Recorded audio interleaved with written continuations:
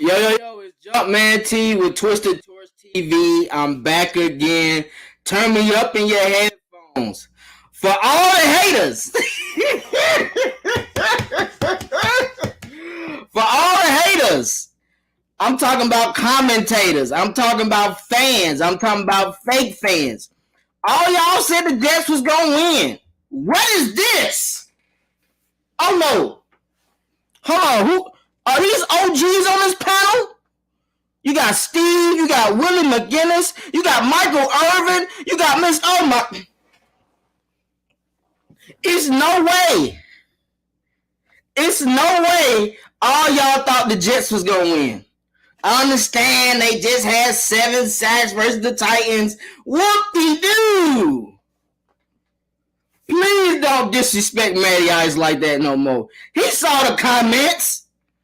He saw what y'all had up there. Hold on, let me take this off for a quick second. He saw what y'all had up there. 7 sacks what? 7 sacks what? Them boys couldn't even get a chance to sniff Matt Ryan. They don't know how he smelled. It was tough on him this week. What's up to the chat, man? Appreciate all y'all joining today. We got 24 live right now. If you want to show love to Twisted Torch TV, hit up the Cash App, $ Twisted Torch TV. If you want to show love to the channel, make sure y'all hit us up. We got some AFN family in the background waiting.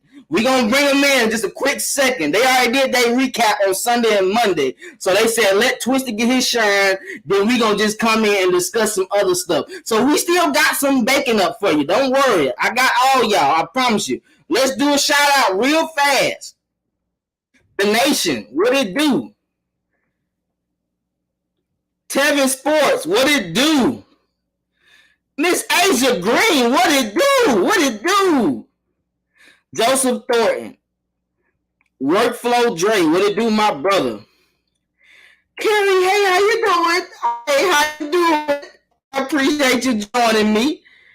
Jarvis Williams, what it do? What it do? Brian Cruz. ATM, the receipt man is in the building. The receipt man is in the building. You might see something from him. We take clips from him on Twitter. He don't even know it. And I put it on the show. Shouts out to you. You see my boy six man, K Styles in the building. You see him. Tony Wright. What's popping, brother? What's good? Hey, what's up? Thank y'all for showing love to Twisted Torch, man. I appreciate y'all being on here. Hey, I ain't done. Antonio, what's good? King Quest 17, what it do? Let's get to talking, bro. Let's get to talking for a quick second. Did y'all like what y'all saw? Did y'all like what y'all saw? Did we have a star in the making? Did you see him? Did you see him on the sidelines? 9 catches, over 100 yards, and a touchdown. First touchdown in the pond. He got his first touchdown in London, guys. What does that tell you? He ready to ball. Hey, one thing I must say, shouts out to Kyle Pitts and Matt Ryan for getting their game tight and gelling. With Calvin Ridley going out. Hold. Before I get into my what it do, Mike? What it do, my brother? What it do? The mad scientist is in the building. I had to stop that before I go. You know how it go. But hey, shouts out to Kyle Pitts and Matt Ryan for getting their game tight this week, man. Matt Ryan completed 33 completions over 45, 342 yards, and 2 tubs. What can I say? Kyle Pitts, 9 receptions, 119 yards off 10 targets. That man missed 1 target. You can't tell me that ain't precision. Did you see them tight windows Matt was throwing into? I got a picture. Give me a second. I got a picture over here. It's a picture over here. That man was throwing into 3 people. I gotta find it. I'm sorry. If you see old pictures, oh well. That man was putting it on the money this week, guys. Y'all can't say nothing. Look at that. Oh my God. Who said Matt Ryan lost his zip? Who said that? They lied. He's been throwing bullets all year in the middle of the field. Looking perfect. Precision. Miss Maggie, what to do, Miss Maggie? The queen has woken in the building. What to do? Bobby, hey, what's good? Matty Ice, he's looking good, might I say. Y'all was worried about those three interceptions week 2. He ain't thrown an interception since. Only tubs. Only touchdowns. Hey, listen, Bubba, I don't know what they be seeing, bro. I see history in the making when it comes to Matt Ryan. He is putting that thing on the money in between 3 receivers. He is trusting all his receivers. Zacchaeus was dropping passes earlier. Who caught the pass on 3rd and 11 to end that game, to ice that game? Zacchaeus. And he fought through traffic. You saw him? Strong hands, fight through traffic, get up yards. We got some receivers, guys. At first, I was sad Calvin really had to be out. But hell, hey, you're building chemistry with your other players. Sharp had a couple 3rd down catches, 2 to be exact. He's trusting people. Hell, we even got a chance to see Thor this week, guys. You saw Thor in the end zone? He had a couple slips. He did have a couple slips, but he got in the end zone. We've been complaining about, I ain't gonna say we, I've been complaining about not seeing Hayden Hurst more, and we did. But you do gotta keep a hold of that ball now, bro. If you feel other people coming, you gotta get down. That's a touchdown right out that interception. We're gonna get into defense. Let's talk about offense. I talked about defense first last week. Let's get into offense. Offense did their thing, guys. I stated about Arthur Smith being conservative. It was me. I said it. I said Arthur Smith was being too conservative. What the hell did Arthur Smith do? He said, the hell with Twisted. I'm finna change up the game plan. On 1st down, I'm going deep to Kyle Pitts. And what y'all might not know, that was kind of the same thing he did for Cordell last week versus Washington. That defense, they saw that same play. And they did the same exact shit again. They went for Cordell. They went for Cordell on that stop route. Last week, they went on Pitts for that stop route. They went for Cordell on that stop route, and it cost them. I appreciate Arthur Smith saying he made a mistake and not going to go back to make the same mistake. Shouts out to you, Arthur Smith, on that, bro. One hell of a coaching game. I liked him and Dean Pease. I stated it. Dean Pease did his thing. They talk about Mr. Fake Johnny Manziel. They talked about him all week. He knows how to throw on different platforms. He knows how to do this. He can throw the ball deep down the field. I didn't see too many deep routes down the field. Did you guys see deep routes down the field? I saw that one. And to be honest, that was a pick. AJ Terrell, I don't know why he didn't look for the ball. That was a pick. AJ, you are already doing a hell of a job. Look for that football, bro. You didn't have to touch them. That was easy a pick for you. Barely running. You saw the play. You was there the whole time. Gotta trust your instincts, baby. Make sure you trust your instincts, AJ, next time. Back to the O-Lo, guys. Hayden Hurst, Mike Davis, y'all made y'all presence felt this week. Besides those 2 turnovers you guys had, the offense played a hell of a game. I am honored to say that offensive line is looking better each week. They have went through some bumps and bruises, guys. It's been a lot of teams that we faced that have had good front D linemen. In the past 2 weeks, they have stood their ground and been better. Even in the run game. Cordell, what he have? 14 attempts, 54 yards. Mike Davis, 13 attempts, 53 yards. I like that. I'm good with that. Maybe get them, 2 to 3 more touches each? 15 apiece? Oh, my God. I'm rocking with it. I'm rocking with it. Hold on. I think we got some more people in here, guys. I think there's some more people in here. I'm just going through y'all comments and all this. I gotta see what y'all saying first. This is only 1 year older than you, Asia. That's crazy. You're a youngster. I'm 29, but that's crazy. Hey, wait for Drake Calvin, who? Hey, you got them playmakers out there, baby. Them boy making plays out there. They ready to go. Tony Wright, Matt Ryan has joined the 5,000 passing completion club, along with Phillip Rivers 5th, Ben Roethlisberger 6th. Matt Ryan also passed Dan Marino in pass completion. Did you say something about pass completions? Was it 5,000? You said? Did you say 5,000? I'll take 5,000 for 2. You see him? Y'all better stop hating on Matt. I'm telling y'all, remember this. All the stuff we said about Matt this, Matt that. Did you see Matt run on the sidelines? Y'all said y'all want to see Matt energy, right? Pray for what you asked for. Pray for what you asked for. Because Matt is going to show y'all a different side. And it's going to be different. It's going to be different.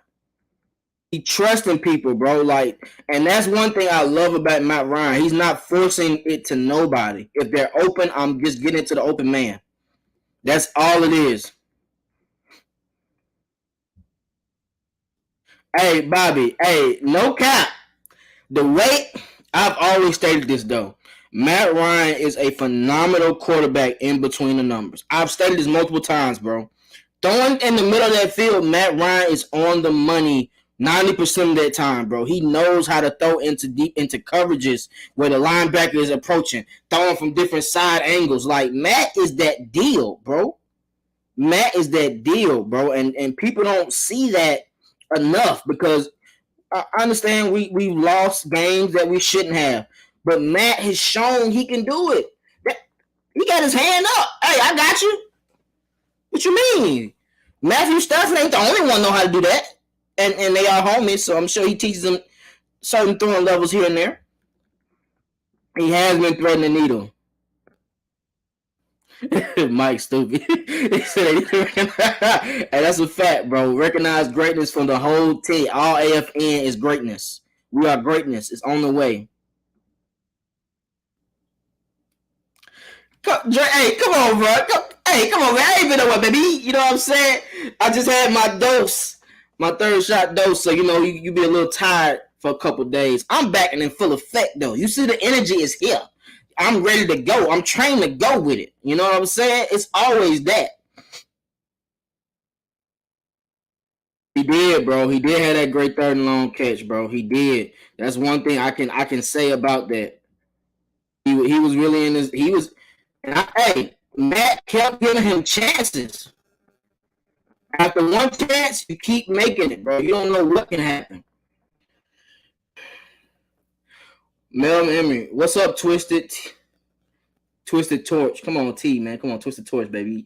Glad you're doing well, man. How about Cordell Patterson is playing great ball for Atlanta Falcons? I believe he deserves a max contract. What you think about that? Bro, I think Cordell is he's taking advantage of being in a good scheme with a good QB. A QB that has trust in him. I don't think a lot of teams he played for, they didn't have too much trust in him, and they didn't give him chances to actually make plays. He gonna make plays on this team, bro. Even at receiver. You saw how he went up on that post route? Oh, my God. Hey, Arthur Smith. You are becoming a GOAT at these plays you drawing up. What he did was he did 3 vertical routes. Hayden Hurst, Kyle Pitts, and then Cordell Patterson did that post route. The reason why this play was open, that Patterson route, I know y'all remember that post route where he called it, Matt Ryan put on the money. The reason why that play was open because with Zacchaeus on the right side, instead of him running that fly route, he did a zig route. So in terms, that corner can't play that cover 3 depth. He's not all the way back there in that void where Patterson was. He's up guarding Zacchaeus. So in terms, Patterson is wide open. And Hayden made that safety come to his vertical route, and Pitts had that corner on that route. So the middle of the field was wide open for Patterson. That is a scheme play by a great offensive coordinator. That's what you need from an offensive coordinator. What has been our issue on offense? We get from the 20s to the 20s, and then we stall in the red zone. I ain't seen no stall in the red zone in a minute. Ever since week 2, when we've been in that red zone, we have been scoring touchdowns. 2 of them we didn't. We kicked field goals versus Washington and versus the Jets. But we have been scoring touchdowns throughout in that red zone. Mike Davis! Mike Davis! You saw how he ended that game? That's what I need from a running back. That's what I need from my line. Push the pow. Get him in the end zone. We ain't stopping for nobody. They ain't blowing no whistle. We going to the end zone, baby. We ain't lining up at the 1 yard line for these jokers. We scoring a tub. That's what I like to see. When the last time y'all seen that from our running back and our line pushing them into the pile? What, Freeman? In 2016, 2017? We haven't seen that, guys. And that shows effort. That shows competition. These boys are competing. And if y'all watch Cordell Patterson mic'd up at the game, he said it. Before he started, they was in the drill, they was talking. He said, hey, Arthur Smith said this has been our best week practicing. Wednesday and Thursday was our best week practicing. We went out there, we played hard, and I know it's going to show on the field. And what did it do? It showed on the field. Now, y'all let me know if I'm just dope popping now. If I'm capping, let me know. I don't feel like I'm capping, though. I don't feel like I'm capping. Hey, that's a fact. Hey, that's a fact. King Quest, you are on the money with that. See, Kerry, I ain't even looked at the comments yet. I'm just showing love, and you already got it made out. I appreciate you for going ahead and throwing that in the chat. Hey, what's good, boss? What's good, homie? What's good? Hey, the offense is moving, bro. That's one thing. That's one thing I can say, bro. Hey, Noah, what's good? He said, "No, what's up, Twist? I'm no longer fantasy guy." No, you're still fantasy guy in my eyes. You're still fantasy guy in my eyes. The only difference is you're able to do more. You can always be fantasy guy to me. I take what you say into content, definitely, bro. Hey, wait, Flo, it should have been a blowout, man. But look, I don't care. Okay, let me not say this. I'll show you a picture of what them boys said in the interview. I'll show you a picture of what them boys said in the interview. I don't care if we win by 1 or by 100. A win is a win. I don't care what we win by, baby.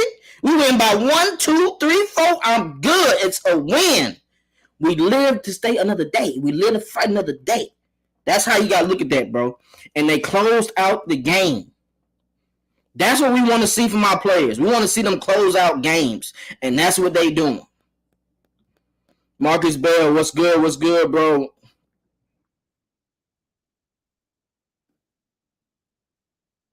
Nah, bro. They definitely playing good, bro. They playing great, bro, because the past 4 weeks we played good D-line. The Eagles are a good D-line. The Bucks are a good D-line.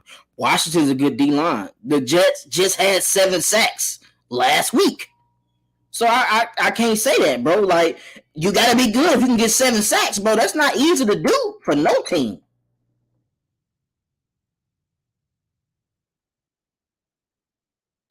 Tony, get them right. Get them right, Tony. Get them right. That is a fact. Congratulate that man. Hey, Antonio. Hey, bro. You on your bag, bro. Hey, my birthday is August 1st. It just passed. I just turned 29, by the way. Mafia Network, what's good? What's good? What's good? Oh, AJ, you got me right. Okay, AJ know a little something. Y'all know a little something about I'm twisted.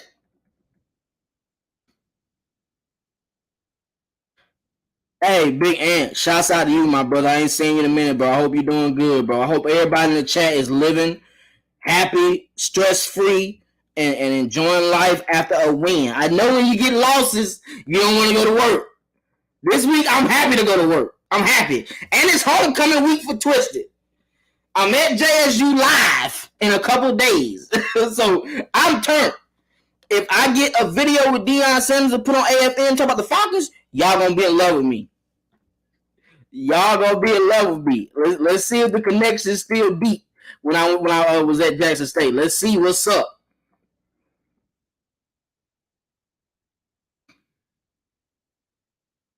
Yeah, man. Let's get to the defense though, bro. Shouts out to the young gunners, Chris and Neef. Y'all know what I mean by the young gunners? That's Richie Grant and Jayden Hawkins. Hawkins, my brother.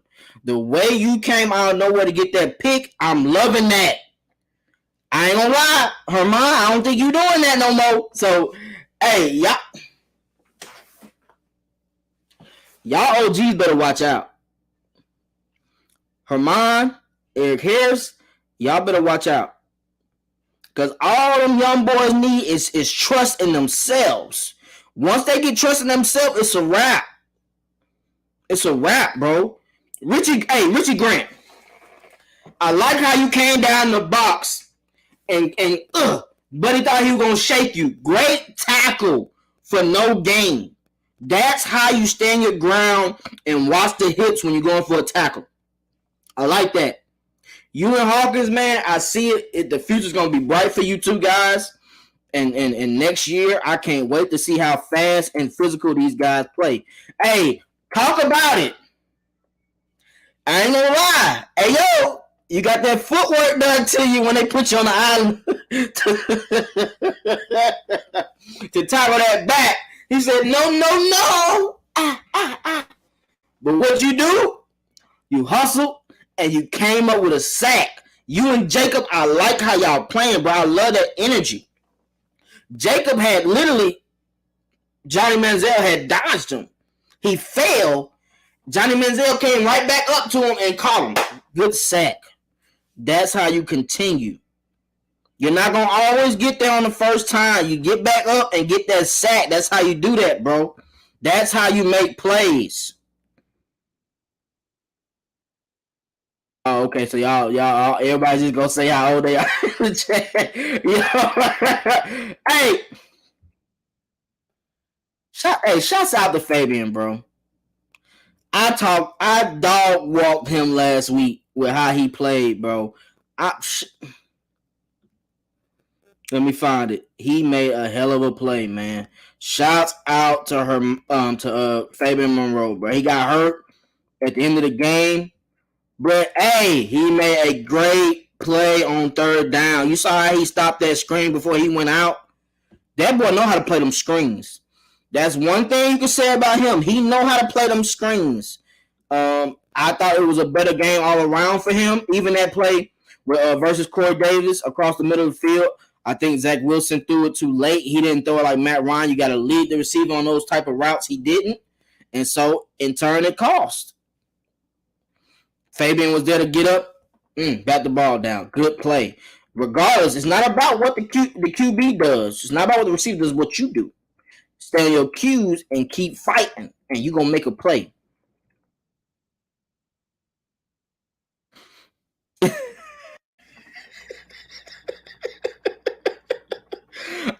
Hey, Bubba Gump, that's a fact.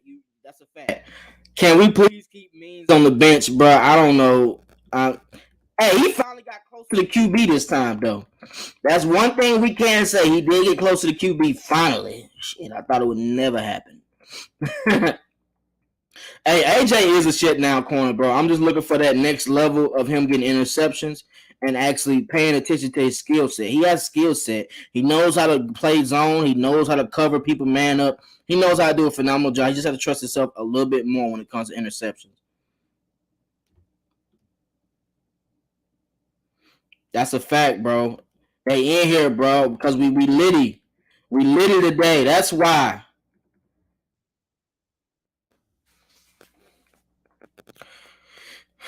I think you trying to say preach, right? Preach, bro. Matt Ryan is getting very comfortable with the playbook. Look out, league. Make it taste like. I'm not finishing that sentence. I totally get what you're saying. I understand 100%. I just didn't see that part coming. Oh yeah, he used to play for the Seahawks. Asia. He plays D tackle or D end in a 3-4 scheme. He got a sack versus the Titans. If you remember that first preseason game, number 99, he got a sack versus the Titans. Hey, nah, that's a fact, bro. I can't wait till Marlon come back, bro. Marlon is gonna be an X factor if he can stay healthy. I've been saying this for 2 years, bro. I really think he's an X factor if he stays healthy. Facts.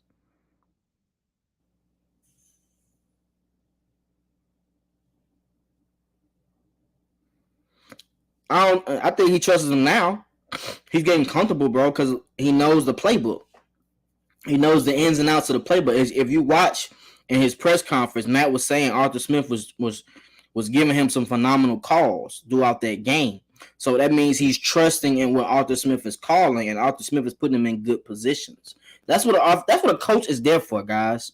A coach is there to put you in the best position to make plays. That's why I got my collar shirt on. I am Coach Twisted today. I am Coach Twisted today. Hey, I think he is, bro. I think he's gonna be a phenomenal talent, bro. We got so many pieces moving, bro. As far as getting younger, Richie Grant, Jayden Hawkins, AJ Terrell. I'm anxious to see what Darren Hall's gonna look like in the future. Sheffield, I don't know what it's gonna be. Hopefully, he plays some next week, and let's just see where it goes from there. No, they're not, bro, because they know it's gonna be a test. You either gonna get tackled hard as hell, or you gonna get a batted pass. He ain't going for that, bro. They not testing him. He is tackling tight ends and running backs. He don't care. You ain't see how he did the running back from Washington last week. Oh my God! But he hit Buddy in the ribs. Buddy said, "Oh, I'm done. I'm out of there." Bro, I think the offensive line did good altogether to me, bro. Matt had time. I thought Matt did a phenomenal job reading the field. I thought the players were getting open faster than normal. And we did. He was out there. That's a big man to move. And that's what you need. That's what you need when you're on that defensive line in that 3-4 scheme. You have to have that big man in the middle to be able to stop everything, bro. Clog it up to make the linebackers run free. That's the purpose of that scheme. You want your linebackers, you want Foyer and Dion to run wherever the hell they want and get there as fast as possible. And with Purnell, Grady, and Marlon Davidson in at that same time, you can cancel Christmas. Because they all know how to stop the run. They all do. And then Grady doesn't have to beat double teams as much. He'll get some single coverage once Marlon Davis gets back. I truly believe that.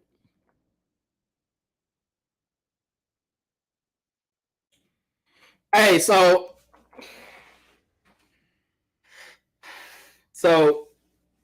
Mike Davis, Hayden Hurst, we're gonna have to do some ball control with the fumbles. You know how I don't know if y'all seen the program, but they used to have to run with the football in class. Omar Epps, he was a running back for the program, and he had fumbling issues in training camp. The coach said you gonna rock with this football to class everywhere you go to sleep and all that, and each player gonna try to hit the ball every time. And that's what they was doing. So you're going to have some drills like that. I need to see some ball security, guys, because those were 2 touchdowns those were 2 turnovers in the red zone. And that's not what you want to have when you're going against great teams, because it's hard to overcome that type of stuff. That's field goals or that's touchdowns. So we want to make sure we cover that up a little bit when it comes to that. As far as defense, I felt pretty good with the defense. Honestly, I thought defense played a hell of a game. Up until that third. If we being honest, the special teams caused that first touchdown. Then the second touchdown was the pass interference. So if we take those 2 out, and they got to go all the way down the field, they couldn't do it. We was getting a lot of 3 and outs. That's how you win games. 3 and outs, turnovers on defense, and they were showing that. We got both. We got both this time. I'm liking what I'm seeing. And Dean Pease is getting these jokers right. You see Dion, his name wasn't called like that because a D lineman was getting there. We had a lot of D linemen getting to the backfield this game, if y'all ain't noticed. Michael Carter, 10 attempts for 38 yards. Ty Johnson, 4 attempts for 12 yards. Tevin Coleman, 3 attempts for 11 yards. That looked like we shut them motherfuckers down on the run game, right? That's what I saw. That's what I saw on the defense. That's what I saw. Special teams. I know Coach gonna get y'all right soon. Hey, we can't allow that because that's momentum. I'm to the point where I'm hoping we start asking to be on defense first, moving forward, just to stop that. I want some of that big play energy on our side. Cordell gonna break one sooner or later. That's what I'm hoping for, and I see that coming soon. But we got to get that special teams right, guys. I can't have those drives to where we go down, we kick a field goal to end the half. Great job by the offense. Kick a field goal to end the half. They just kicked the field goal. We brought the field goal back 20-3. They come out a long goddamn. Come on, we can't have that. We can't have a long kickoff return, bro, because that puts them in good position to end up scoring touchdowns, and you don't want that. Hey, O-line did a hell of a job, bro. We've been talking about them earlier, bro. For sure, they did a good job. Yeah, that pass interference was a tough one for us to watch, bro. I ain't gonna lie. And it's because he was there. He had it. He literally had that pass. So we just got. He'll get right.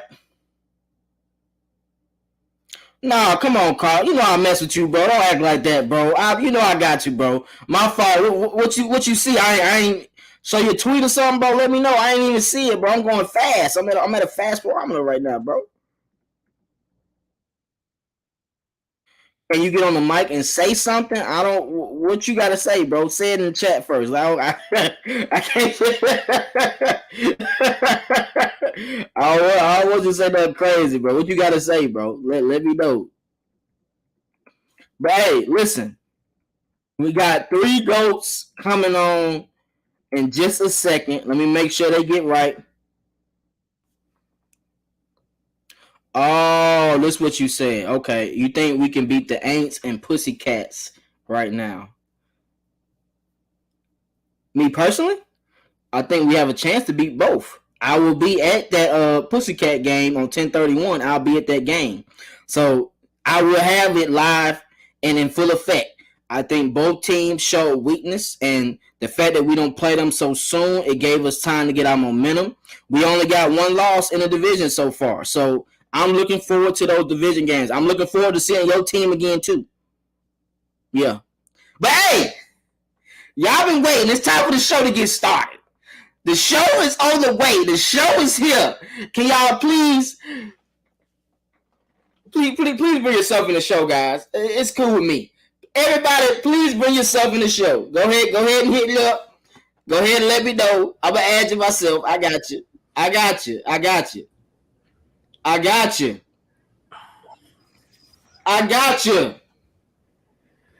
Do I have 3 GOATs / veterans / sports analysts in the building today on Twisted Torch TV? Is that what I got? Is that what I have today, guys? Please introduce yourself to the fans. They know you, but they need to know more of you. Well, they better goddamn know who I am. That's all I got to say about that. They already know. The heavy hitters are in the building. They already know. Is it time for a shot? They already know who the hell we are. Oh, my God. You sound like Bay, by the way.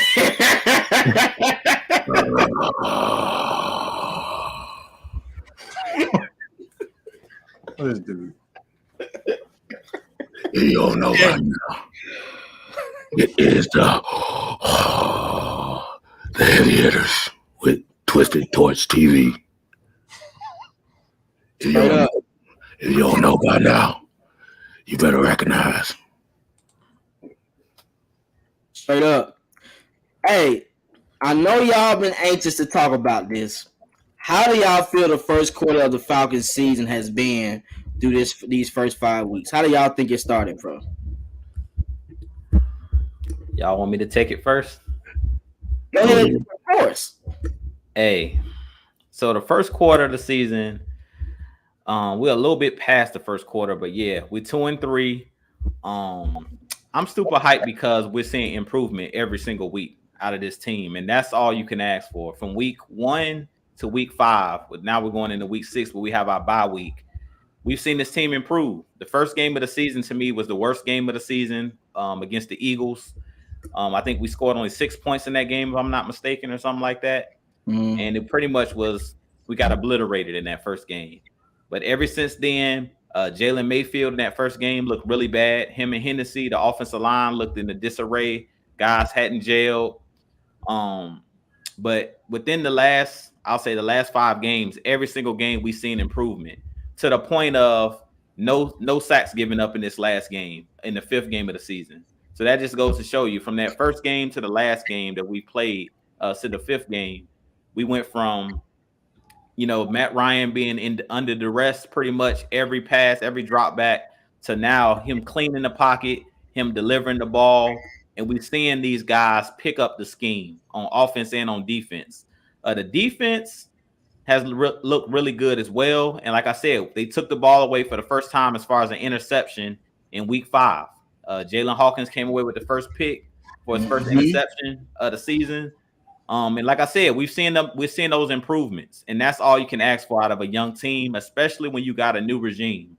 You brung in a new head coach, brung in Terry Fontenot, and these guys are trying to mold this team into their identity. You've heard Mike say it many times. This is not the same team. Like, yeah, you do have a lot of the core players like Matt Ryan that's been here, Calvin Ridley that's been here, but you have a new identity with the head coach and the new GM. So I'm loving what I'm seeing out of this team, and I really feel like the sky's the limits. I said heading into the season that we were going to be a playoff team, and that's still on the table. Like, we're right in the mix right now. We just have to come off this bye, and we have to start knocking off some of these stronger teams. We're going to enter a lot of the NFC South play with the Panthers coming up, the Saints coming up within the next couple games. I believe after the bye, we got Miami in Miami. So I don't see a reason why we shouldn't be able to knock off Miami, especially without, Tua, and they've really been struggling. I think the Miami Dolphins is only 1-4 at this point. So I feel like if we can continue to put it together, and these guys can continue to grasp the scheme, and the offensive line and defensive line continue to gel, and guys get healthy, because we should be getting back Calvin Ridley, Russell Gage, and these guys. We get these guys back, Marlon Davis, and you talked about it, the sky's the limits for this team. And that's pretty much all I'll say is we're seeing the improvements, and that's what it's about, improving and evolving week after the week. We want to be heading into the right direction towards the end of the season, like we seen in 2016, where we started off slow and we got on the run. If we can get on the run late in the season and be hot later on in the season, that'll really bode well for this young team. That's a fact. Hey, Kay, we're gonna let you go because I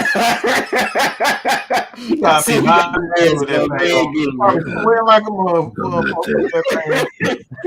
But before we got that,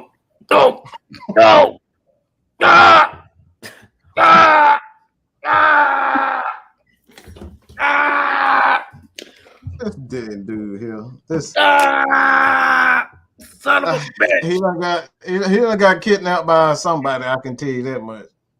I'm signing you up for WWE, bro.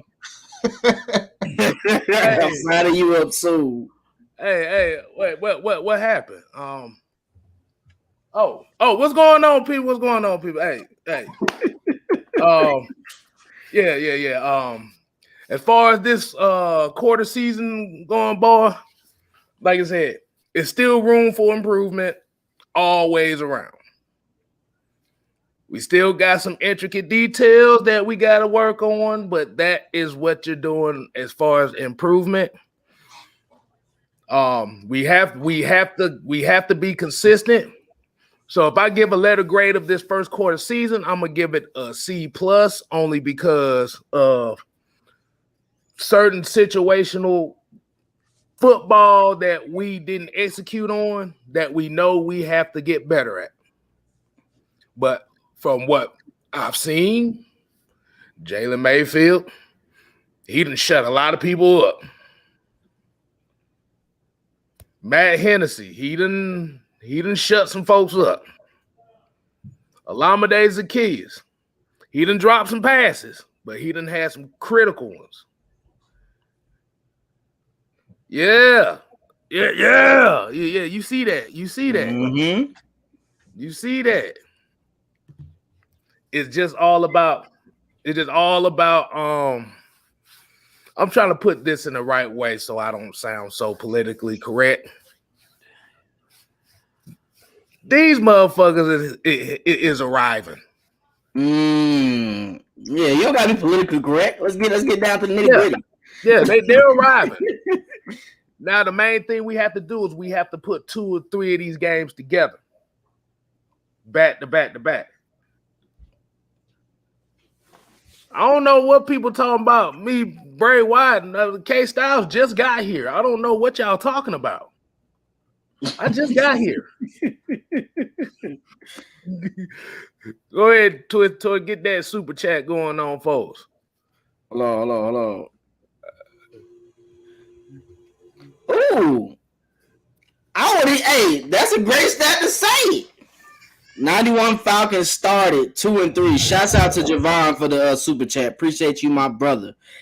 They did.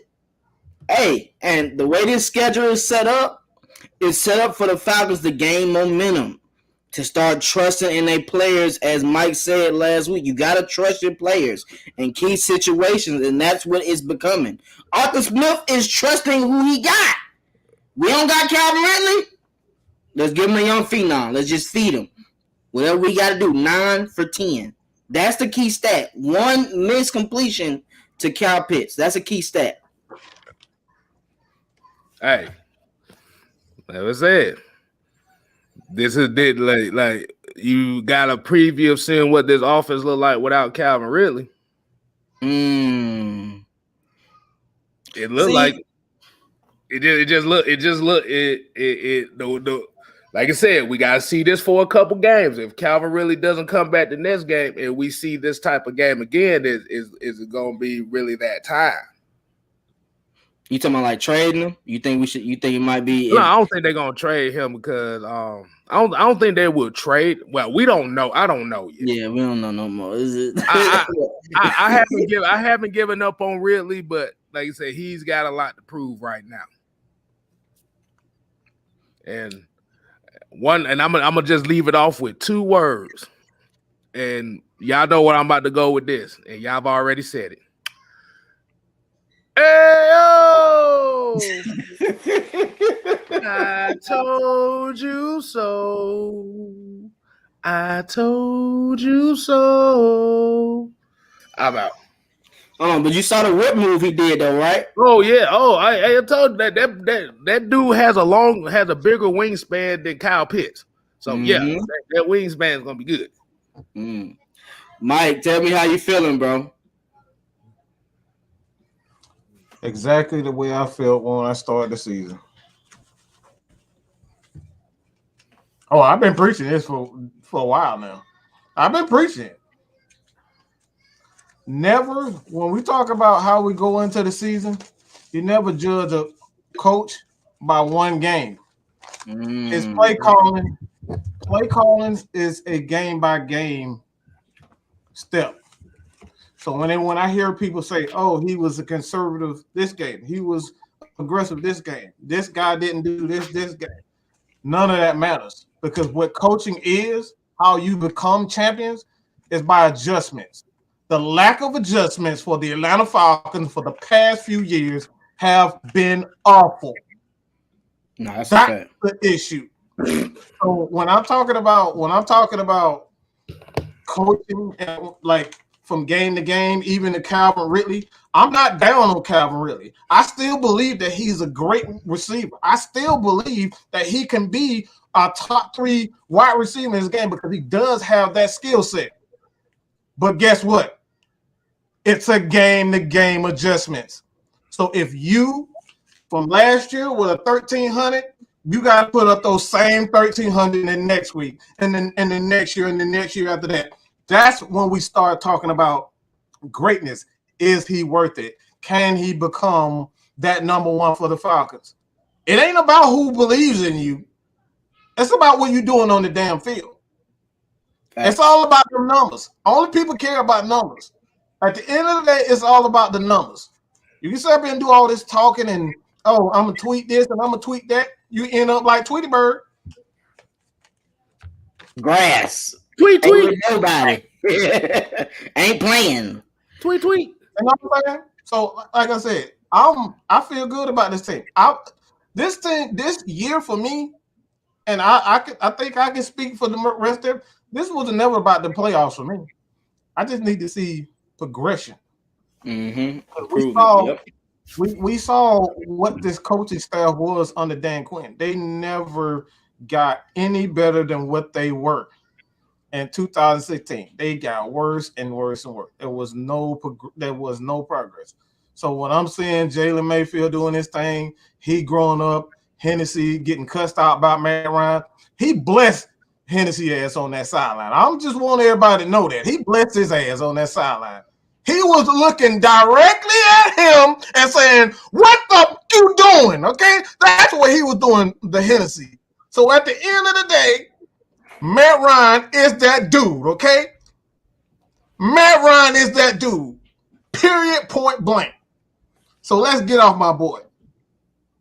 A Hall of Fame legend. The end. Hey, we got super chat in here, man. Blackheart. You're right, Mike. I have the same issues really that you have. Physicality. He has the skills, but is he willing to go get it? Great comment there, bro. And shouts out to you.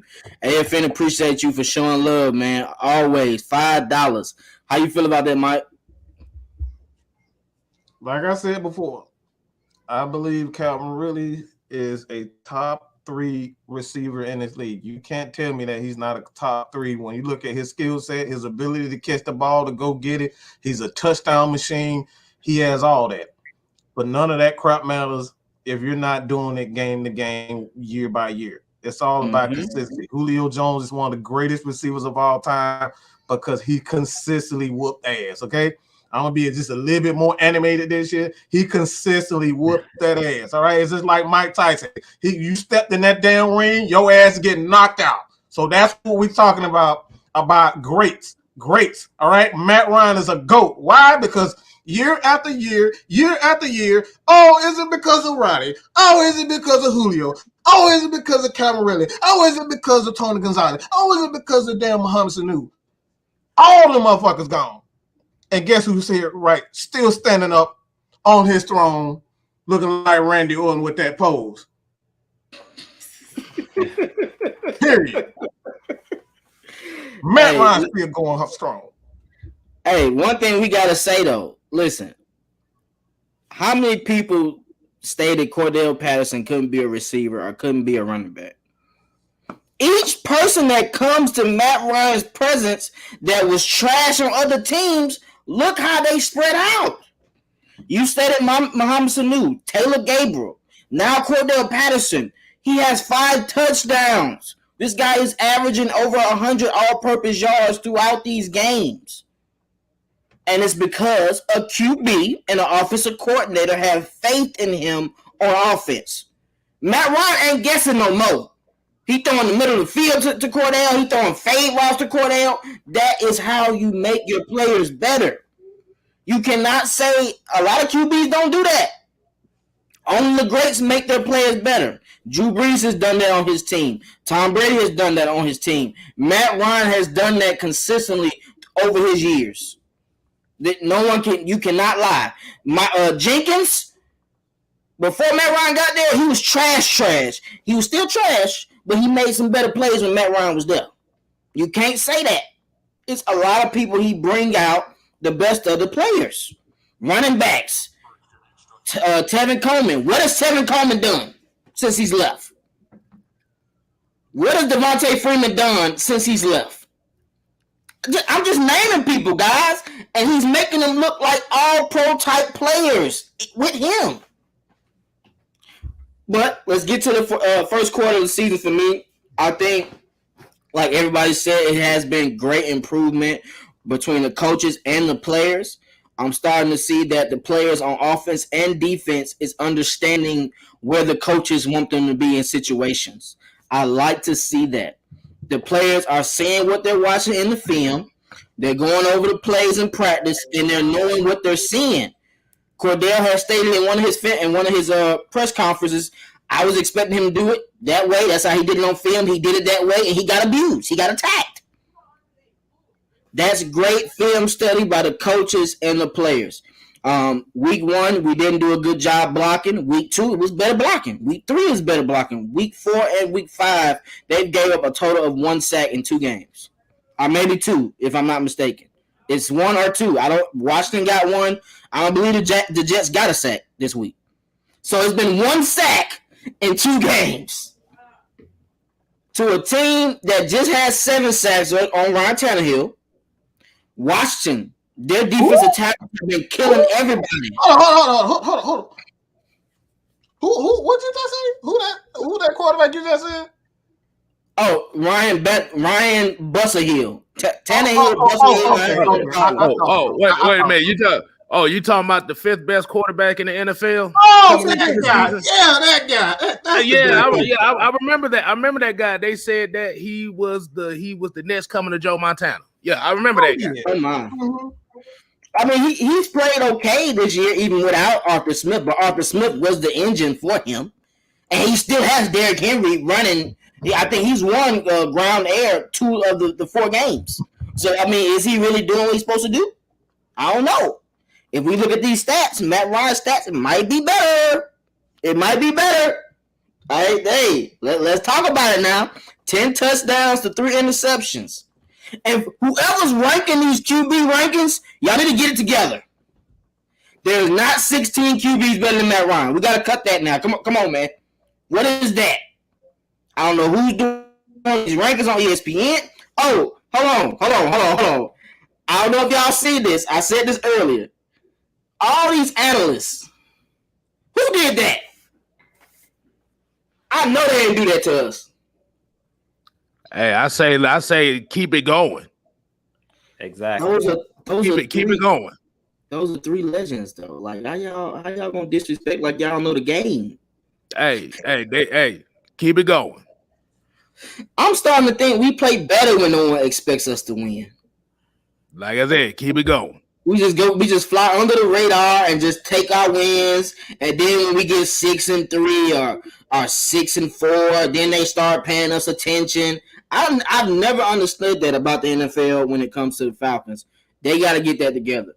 But us being 2-3, we should be 3-2 with that Washington. If we get 3-2, we're looking at a whole different season as far as this first quarter of the season. That would have been crazy going into the bye. But I'm cool with this offense and this defense gelling well going into the bye. We play Miami, and then we'll play the Panthers. We have a chance to pick up steam. The Panthers ain't looking too good, so we might be able to take over some.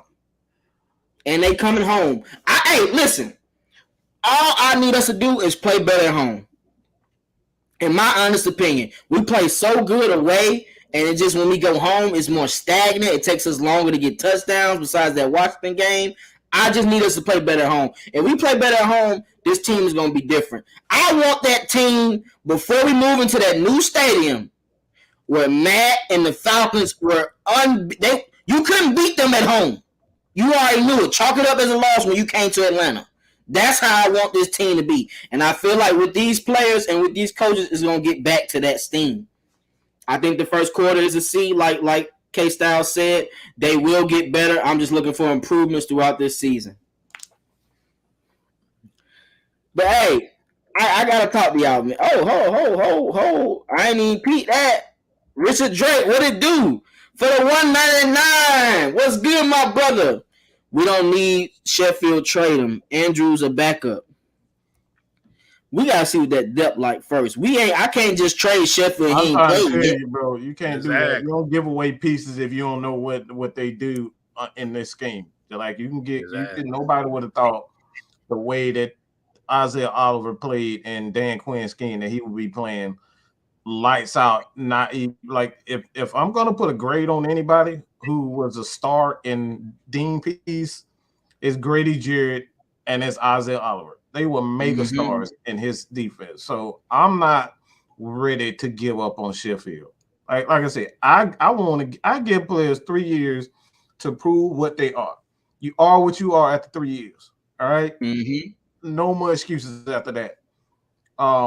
And Sheffield has not gotten the opportunity to really showcase his talent. We don't really even know what the hell his talent is because they put him against some of the best slot receivers in the game. That's not fair to him for a young guy. That's not fair. That's ignorant. Yeah, I'm not trading Sheffield. How you feel about that, Drew?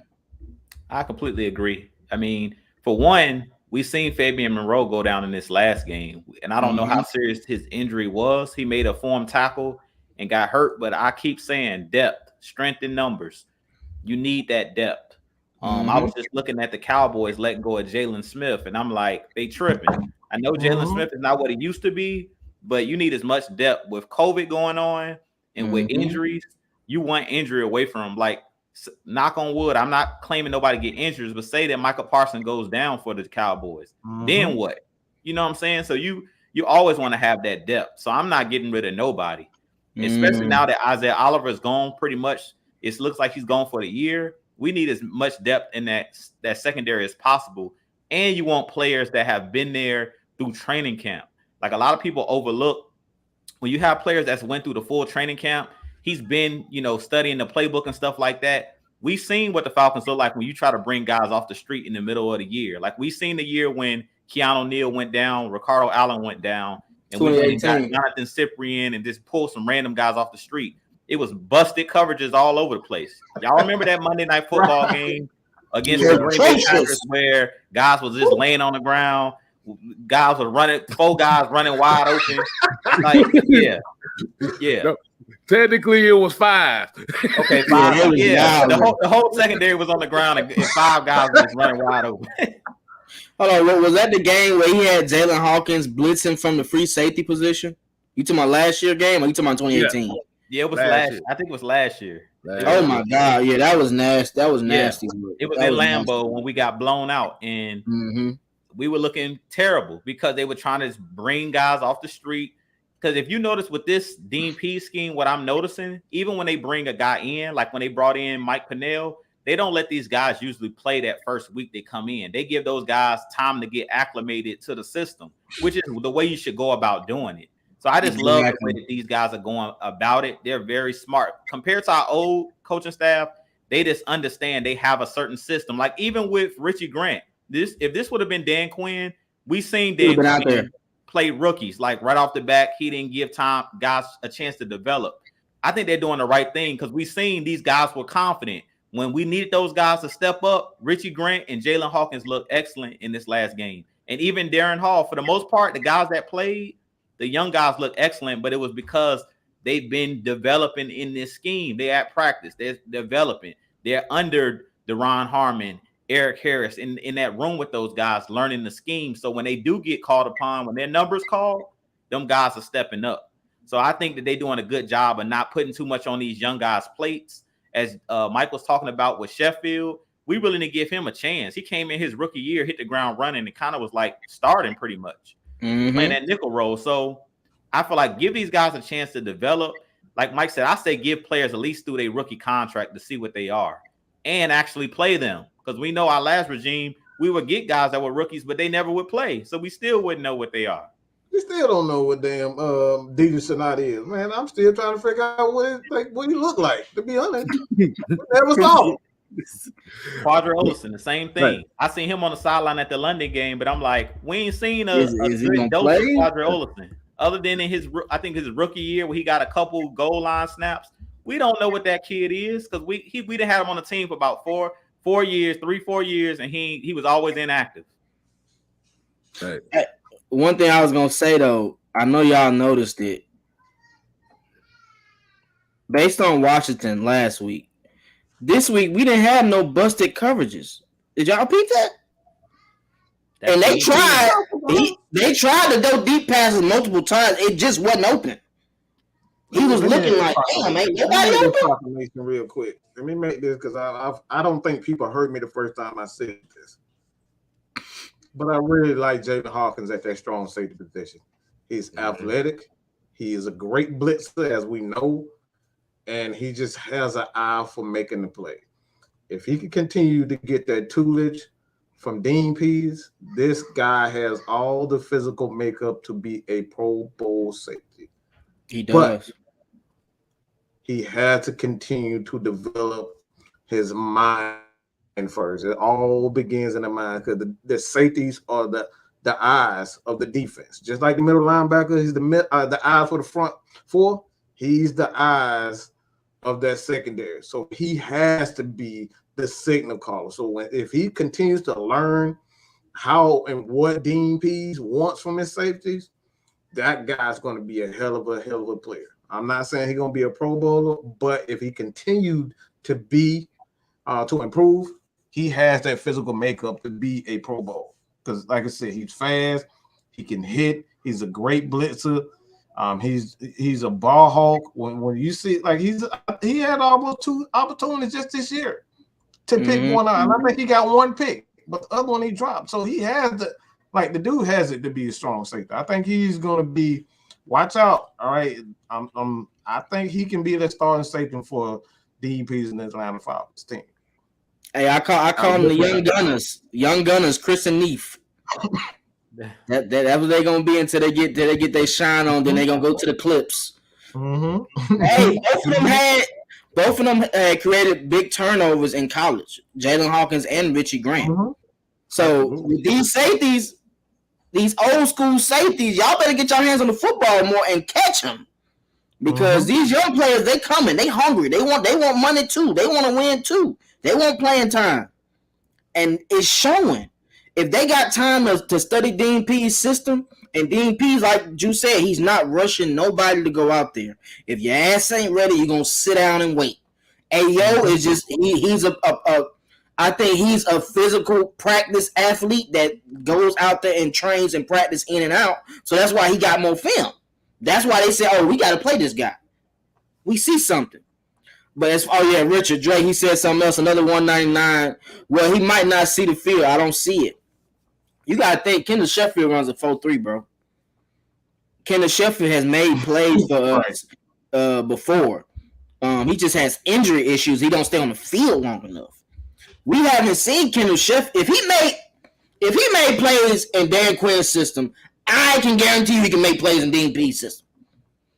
Dean Pease is going to put him in position to make plays. Dan Quinn don't give a shit if you make plays or not. Honestly, that's what I thought when he kept running cover 3, knowing they shouldn't be running cover 3.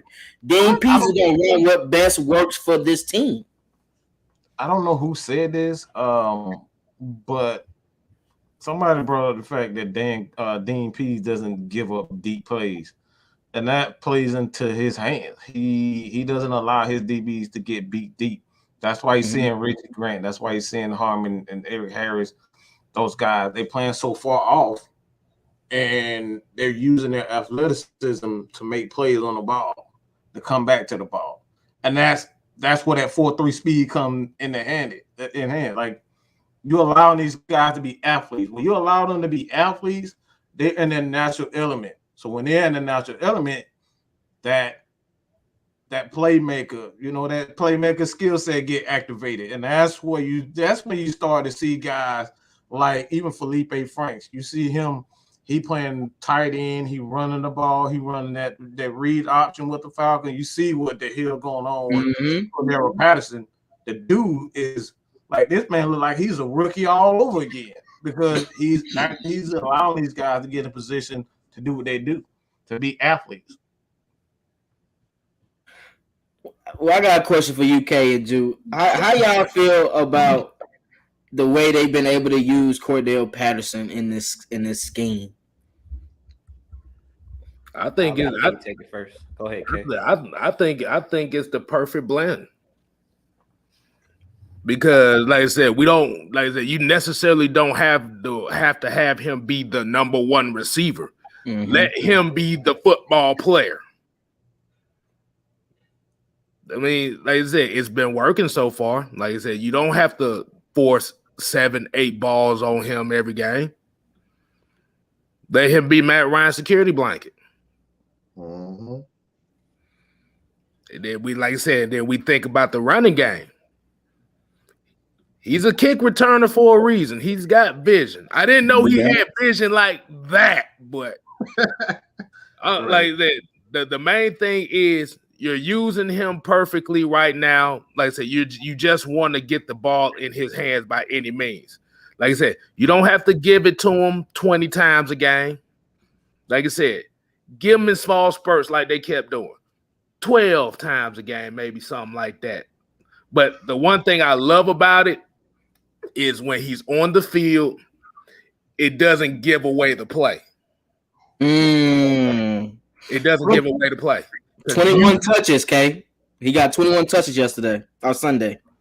21 touches. But the thing about it is, think about how they're using them. Mm-hmm. Line him in the backfield, you got a running back. You flank him out wide, he's a threat right there. And what that does now is it helps. And like I said, I understand they tried to throw that running back pass last time. I don't know if that was a misconception play because nobody was open on that side. That was a communication. That was a miscommunication because every route went one way and he went the other way. If Baltimore caught a concussion, boy, had the whole city of Atlanta had the 6%ers like, oh shit, no, no. But I was on the TV like, man, damn, man, get out the work, man. Get him back in the game. Yeah, but like I said, as much as we talk about Cordell Patterson.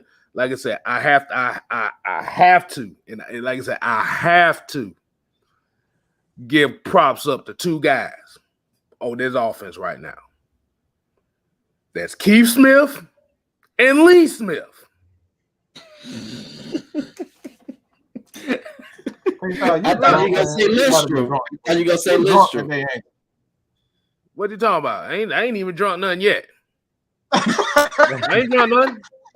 I got my feng shui candle. I got my beads on today. I feel good. Okay. But just let you know. But think about it. And Twisted, you said something earlier as well. You said something earlier as well about that Mike Davis and that goal line snap. Think about the 3rd and 1s we've been converting this year. Mm-hmm. Who's leading the charge on those 3rd and 1s? Keith.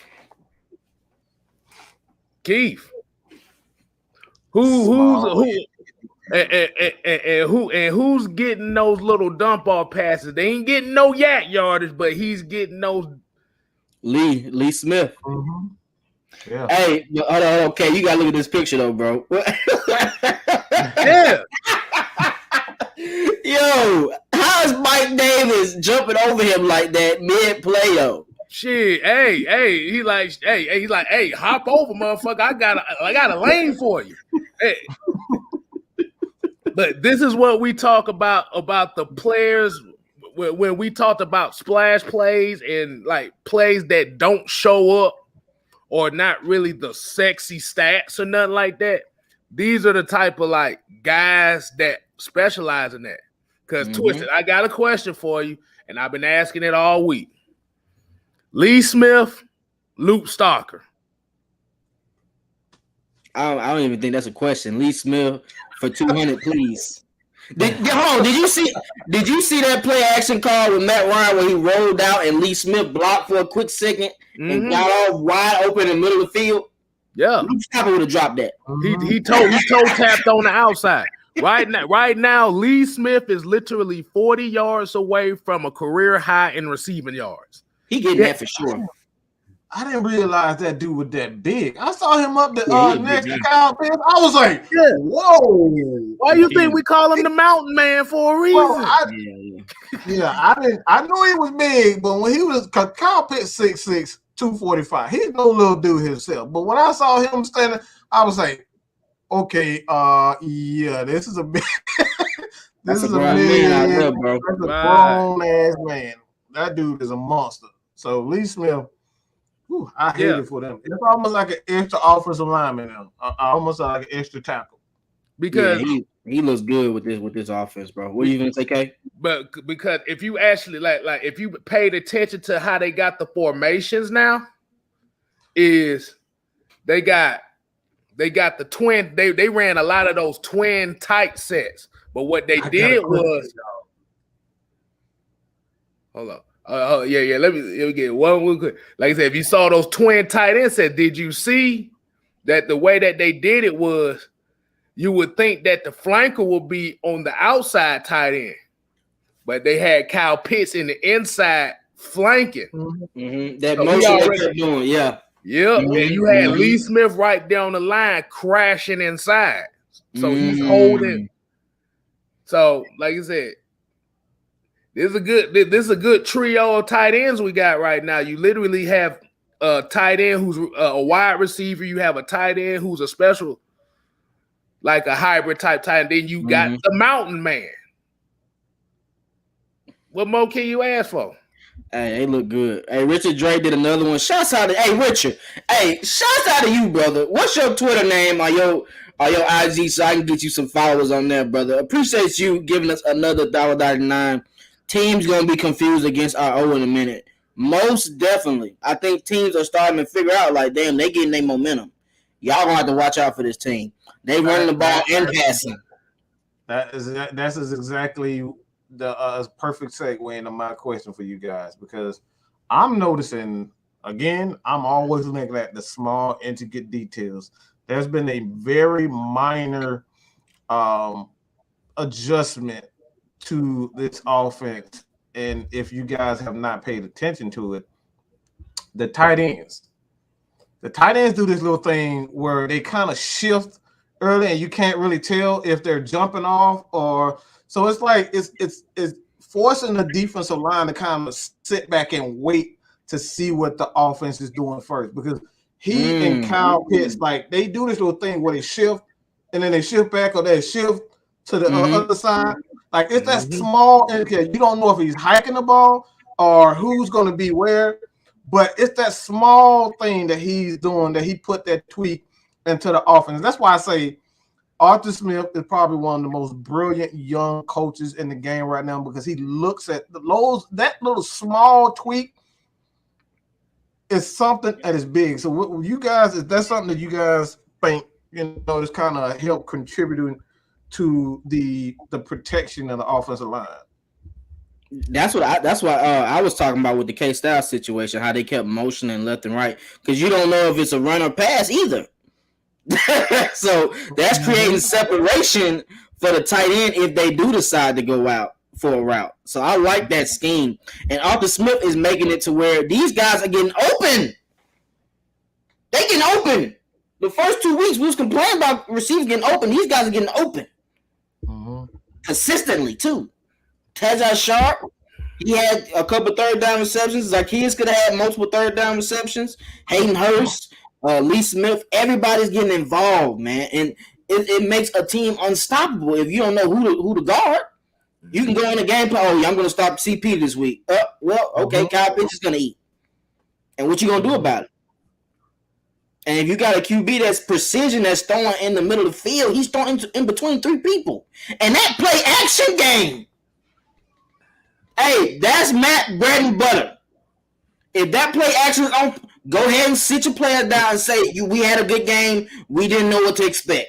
Because them linebackers was guessing throughout that whole game. I don't know if I'm running. I don't know if I'm passing. And Kyle Pitts was eating them alive. Back to back, post routes, slant routes. It's hard to stop. Yeah, I mean, we all know Arthur Smith is one of the smartest offensive minds in the game, young offensive minds in the game. But Mike hit the nail on the head. Like I always talk about the motion. In this game, we've seen Zacchaeus running a lot in motion. A lot of the little jet sweeps and stuff like that. We've seen him running. And it's all about eye discipline. It does slow you down as a linebacker or even the defensive end, because you have to figure out where the ball is. Like, is he getting ready to hand the ball? Who has the ball? It's a lot of, especially like you were saying, Twisted, with the, fake handoffs by Matt Ryan and stuff like that. They don't know what to do. And that's how we were able to get that deep pass to Kyle Pitts, and how we were able to get that deep touchdown against Washington with CP going for that 40-yard touchdown. They bid on the Kyle Pitts, hook route, and over the top on that skinny post was CP. So I just feel like like you said, the small intricate details, and we're seeing another thing from game in and game out, the adjustments. Mike talked about it early in the show. It's all about game-to-game adjustments. Like, you're not going to see the same thing week in and week out, and that's one thing that I really like about, as much as we're talking about the offense look better without Calvin Ridley, it looked better without a guy like Russell Gage. Those guys give you the ability to be flexible on offense, because the way that our offense is set up, we can go heavy one game, like we seen in this last game, where Kyle Pitts is pretty much playing the wide receiver, and you got 3 tight end sets the whole game, and you use, going heavy, and then you can go another game and you can spread them out, put Calvin Ridley out there, put Zacchaeus out there, put Tajay Sharp out there, and you don't have to run your 3 tight end sets. So we're very versatile, and from week to week, just like how Dean Pease said his defense up front is going to be multiple. It's the same thing with our offense. Our offense is multiple. Because I remember in the first game, I think it was against the Eagles, you seen Davis in the backfield and Cordell Patterson in the backfield at the same time. So it's different. It's a lot of different things you can do with this offense. We haven't even seen like the pistol where you can put Russell Gage in the backfield and let him throw the ball like we used to do with Mohamed Sanu. So it's so much, so many different things you can do with this offense. And K-Styles talked about it coming into the season when we were doing our draft show, that they picked a lot of players that are versatile. And that's the same thing we're seeing on the offense and defense. You don't know what these guys are. What is Russell Gage? Is he a quarterback? Is he a wide receiver? What is Kyle Pitts? Is he a receiver? Is he a tight end? We have a lot of athletes, football players. What is Cordell Patterson? Because sometimes when they're on the field, it's like, what personnel are they in? Are they in 22 personnel? What person? Because CP can line up anywhere. So it makes it difficult for the defense to kind of figure out what are they doing from week to week. You're never going to know, because we're so multiple, and you never know who's going to even be playing. Like Arthur Smith talked about it. He said it's hard for these players to even get a helmet from week to week, because we don't know. We're going to base it off of it. So that makes it tough on the opposing team. They could be studying one thing. Like, if you studying this jet tape, if you're the Miami Dolphins, who knows? Because if Ridley come back and Russell Gage come back, you could see a totally different offense. We might not even run that heavy set again. And you saw what he did versus them in training camp. Yeah. This might be his game to get his confidence back. Man, exactly. This offense is going to be so sick when Ridley get his stuff together. I fully expect him to get together, because, like I said, he's way too talented to be playing like this. Even it was like I said, everybody goes through that transition as a player where you doubt yourself at some point. This is just that time for him. I fully expect him to go, but like at the end of the day, I don't give excuses to people who have been in the league more than 4 years, and especially who's as talented as him. That's the way we should have it. Like, even Matt Ryan was playing like crap. The reason why we don't, quote unquote, give Matt Ryan a hard time, because you rarely see back-to-back games where he's throwing 3 interceptions and 4 interceptions. So it's like, do we really get on Matt Ryan for having a 3? Even Matt Ryan's bad games, it's still a good game. That's the thing with Matt Ryan. He can throw 3 interceptions, but he had 3 touchdowns, or he had 2 touchdowns, and he has 200 and 300 yards. So is it really a bad game? You know what I'm saying? Like, to his standards, it's a bad game. And that's where the dilemma is for Matt Ryan. Where do you draw the line? Is it a bad game, or is it just a Matt Ryan bad game? You know what I'm saying? It really is a fine line. It's a thin line when it comes down to Matt Ryan. I mean, I'm not giving Matt no flack at the end of the day, because he's playing what the hell he got out there. I mean, it's not like it's glamour every time Matt Ryan step out there. One week Julio ain't playing, another week Calvin ain't playing. Like, and he don't complain. He go out there and he hype his other players up. Listen, these guys, they're gonna go out there. They're gonna step up. They're gonna make plays. He's gonna show them that he has trust in them. And that's what you pay a quarterback all that money for. I don't care, man. I'm sorry. That's what we're paying him for. We're paying him to be a leader and lead these men to the promised land. That's what he's trying to do at the end of the day. New drop. Shouts out to you, man. Rise Up AFN. Appreciate you for the $2 chat, bro. Appreciate you, my brother. Mike, I was going to say, I've been looking for this for a minute, though. With these two running backs being out there, I like this type of set because it just changes what you think might. We can run a little screen off this easily. We can run a post route to Cordell easily. Like, it's so many ways to orchestrate this offense. Do you think this offense can hit another level as far as when Calvin really comes back? And what do you see the offense expanding to moving forward? I'm not saying this because, well, fuck it. I'll just say it. I'm biased. Right? The hell with what y'all think. This offense will be unstoppable because there's nothing you can defend. You can't defend Cordell Patterson because he's a running back and he's a receiver in one body. You can't defend Kyle Pitts because he's just too damn good. And you cannot defend Matt Ryan because he doesn't hold the ball for 3, 4, 5 seconds. He gets rid of that thing. So the offensive line is improving. We're seeing Jalen Mayfield and Jake Matthews. I don't know if you guys been paying attention. Them dudes are pancaking the hell out of people over there. They hitting the ground over there, okay? Those dudes are hitting the damn ground. So you got that physicality, you got the finesse, and Calvin Ridley, you got the, I don't even know what the hell to call Kyle Pitts. I like he's just it. He's just it. That's all Kyle Pitts is. You cannot defend him. He's physical. He's learning how to block as a tight end, and that right there, that little thing right there, just him learning how to block is going to make this offense unstoppable. And not to mention that, pick that picture right back up. Pick that picture right back up. I want to take y'all back to elementary. All right, I want to take y'all back to Kyle Pitts, the Kyle Pitts picture. Okay, yeah, I got you. Yeah, I'm gonna tell you. Let me count for y'all. All right, I don't know if y'all know how to count, but I see 1, 2, 3. 3 people around one person. So if you get Calvin Ridley back, Calvin Ridley is one-on-one or wide open. What you gonna do, brother? What you gonna do, my brother? That's the question. And one person can't bring him down either. This is what's showing me something. I got you, Kate. One more time. Let me say this. This is what's showing me something, bro. The way he's catching the ball away from his body, going through traffic, his eyes are on the football. He's not worried about getting tackled. That's one thing I can see from him. And it's hard for rookies to do that at a young age. Not worry about getting hit. That joke, I ain't worried about that. He catching the ball. Oh, I'm good. Let's go to the next play. You see him doing this? I'm good. And he's starting to feel himself. I don't know if y'all noticed, after he caught that second in the middle, he did this like he was in college. That means he's going to take over the game. And he just put up a post on IG. I'm feeling myself. It's time to take over. So, hey, I ain't said he said it. He said it. What you going to say, Kate? So, my question would be is when Ridley does come back, do you think he will be better suited as the slot in this offense right now? You call who you asking? Oh, go ahead.